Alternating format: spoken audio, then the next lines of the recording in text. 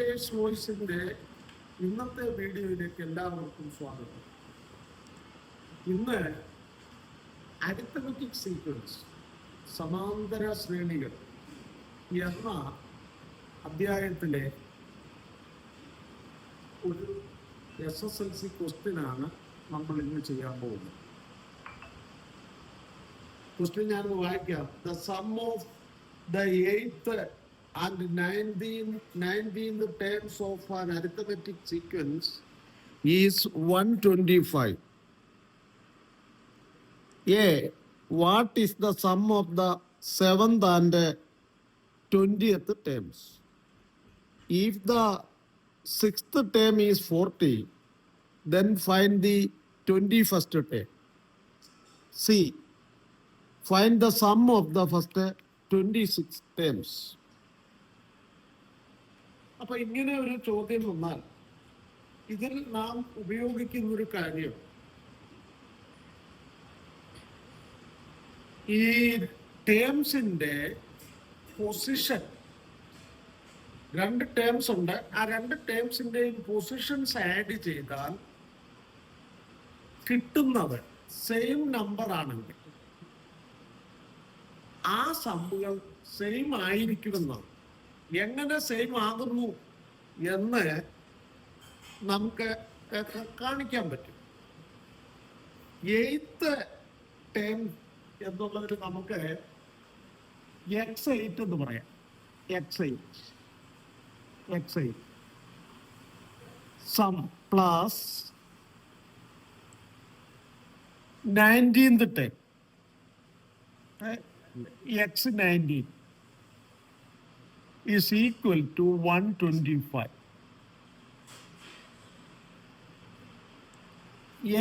Question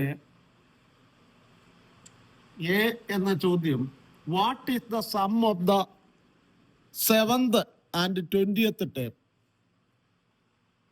ഇവിടെ ഈ sum x8 x1 plus 7d ആണെന്ന് നമുക്കറിയാം. 7d plus x19 x1 plus 18d ആണ്.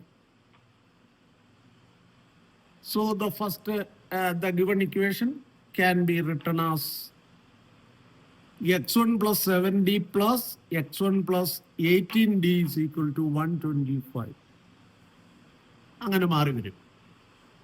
ഇനിയും x1 ആഡ് ചെയ്യുമ്പോൾ 2x1 ആകുന്നു. 2x1 plus 7d plus 18d, 7 അപ്പോൾ 18 7 25 25d ഈസ് ഈക്വൽ ടു 125.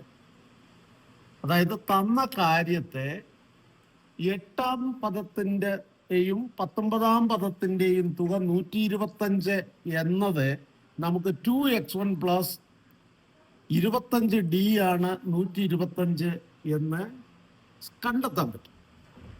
ഇനി first question, what is the sum of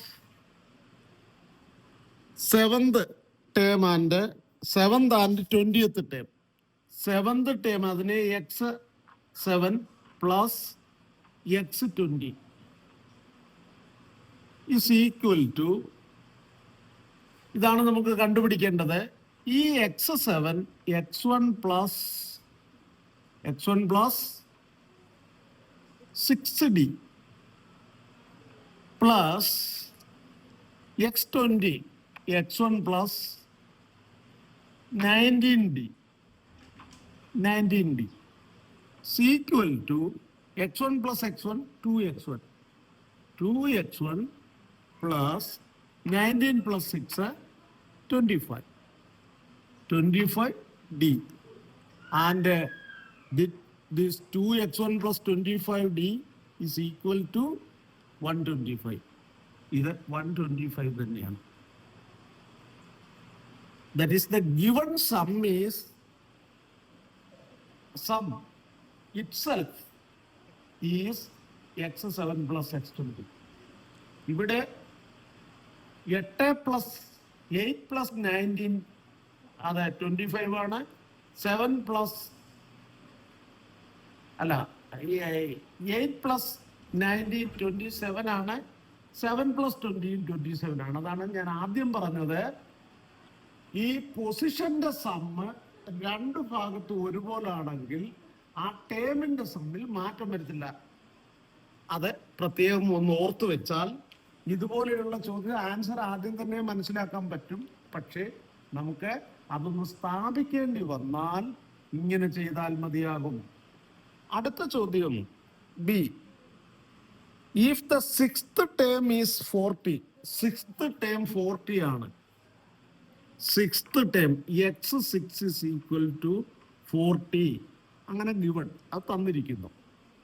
x6 is equal to 40. ആറാമത്തെ പദം 40 ആണ്. എങ്കിൽ 21ാമത്തെ പദം എന്താണ്? Find the 21st term. ഇവിടെ we know that x6 plus x21. ഓർക്കുക 6 plus 21 27 ആണ്. അപ്പോ സെയിം സമ്മേ വരൂ. ഇത് 125 തന്നെയാണ് എന്ന് നമുക്ക് മനസ്സിലാക്കാം. അപ്പൊ അങ്ങനെയാണെങ്കിൽ x6 40 ആണ്. അതിനാൽ x21 is equal to 125 minus x6 അതായത് 40 മൈനസ് 40 is equal to 85. അപ്പോൾ 21ാമത്തെ പദം 21st term is 85.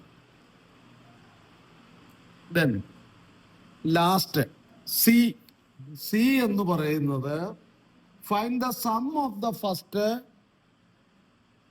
26 terms. Sum of the first 26 terms is equal to 26 divided by 2 into x1 plus x26. ഓർക്കുക 1 plus 26 27 ആണ് എന്ന് പറഞ്ഞാൽ ഈ പറയുന്ന x1 plus x26 ഈ 125 തന്നെയാണ്. So which is equal to 13 26 by 2 13 into this x1 plus x26 എന്ന് പറയുന്നത് എന്ത് തന്നെ വരും? 2x1 plus 25d തന്നെ വരും. അത് നമുക്കൊന്ന് എഴുതാം. x1 plus 25d is equal to 13 into 2x1 plus 25d which is equal to 13 into ഈ സംഖ്യ. ഇത് ഇത്രയും എഴുതാതെ തന്നെ നമുക്ക് മനസ്സിലാവുന്നവര് 125 അവിടെ എഴുതിയാൽ മതിയാവും. ഇത് എഴുതിയിട്ട് അത് 125 എഴുതിയാൽ മതിയാവും. 125. ഇനി ഇതങ്ങോട്ട് ഇൻറ്റു ചെയ്യുക. ഇത് ഇൻറ്റു ചെയ്താൽ അതിൻ്റെ സമ്മ് ഇതായിരിക്കാം. Sum of the first 26 terms 125 into 13. അപ്പോൾ 15 7 3 അല്ലേ? 125 is equal to 5 7 8 6 1 1625.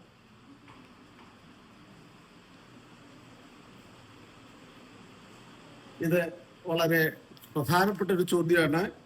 അതായത് ടേംസിന്റെ പൊസിഷന്റെ സമ്മ് ഒരുപോലെ വരുന്ന എല്ലാ പേഴ്സിന്റെയും സമ്മ് സെയിം ആയിരിക്കുമെന്നാണ്.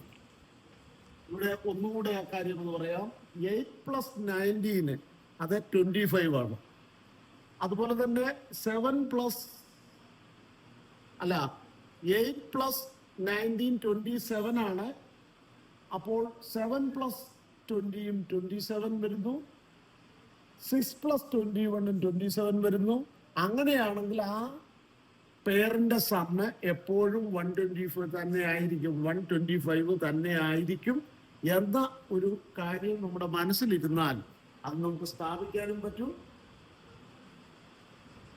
ആൻസർ ഇതേപോലെ വിപുലപ്പെടുത്തി എഴുതിയില്ലെങ്കിലും നമുക്കതിന്റെ ആൻസർ എഴുതാൻ പറ്റും. ഇതൊരു 5 സ്കോറുള്ള ക്വസ്റ്റ്യൻ ആകയാൽ ഇങ്ങനെ ചെയ്യുന്നതായിരിക്കും നല്ലത്. ഇതിനകത്ത് വേണ്ടത്ര